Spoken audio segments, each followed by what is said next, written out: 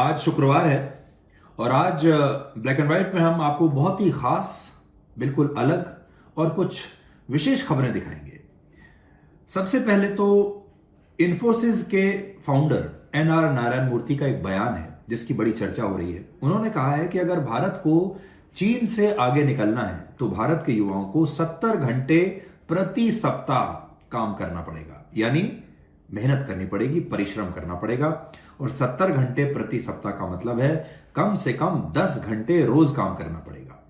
उसमें अगर आप एक वीकली ऑफ लगा लें और अगर 6 दिन काम करते हैं तो लगभग 11.5 या 12 घंटे काम करना पड़ेगा। क्या हमारे देश के युवा 12 घंटे हर रोज काम करने के लिए तैयार हैं?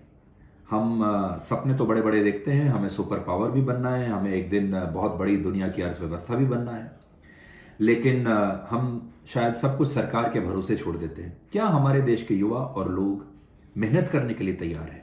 क्योंकि उन्हें आगे निकलना है और देश को भी आगे जाना है। आज हम आपको यह भी बताएंगे कि दुनिया में वो तमाम देश जहां आप जाना चाहते हैं, जहां बसना चाहते हैं, जहां का वीजा लेने के लिए आप लाइन में खड़े होते हैं क्योंकि वो बहुत विकसित देश है, वो बड़े शक्तिशाली देश हैं, उन देशों की शक्तिशाली देश बनने की जो यात्रा थी वो कैसी थी?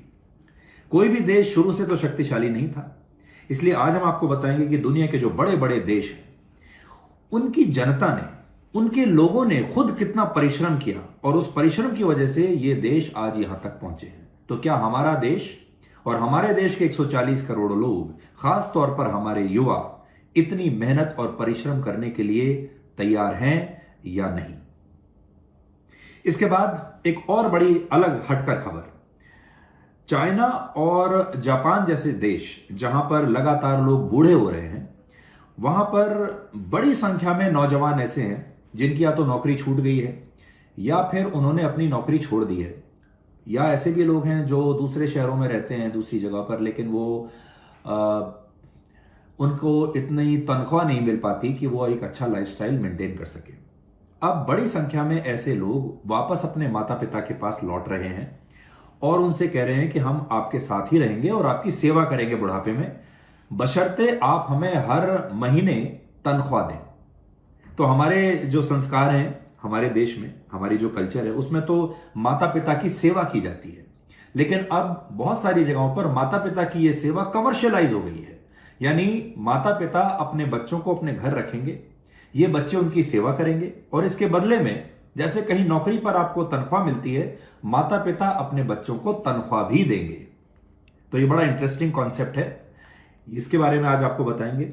और एक खबर आज हम आपको बनारस से दिखाएंगे। बनारस में कुछ महीने पहले, इस साल अप्रैल के महीने में, नेदरलैंड्स की एक महिला आई, गंगा के घाट पर उसे जया नाम की एक डॉग मिली और ये जो डॉग है ये लगातार इस महिला के पीछे पीछे चलती रही और उनकी दोस्ती हो गई।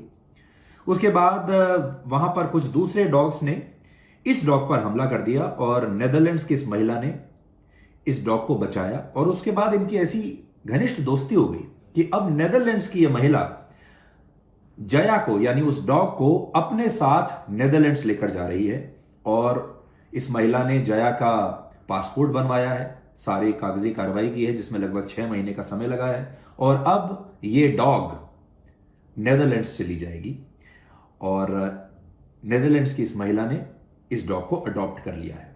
हमारे देश में 6.5 करोड़ के आसपास स्ट्रीट डॉग्स हैं।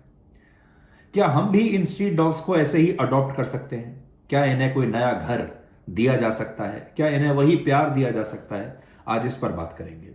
तो मिलते हैं आज रात 9 बजे ब्लैक एंड व्हाइट में आज तक पर।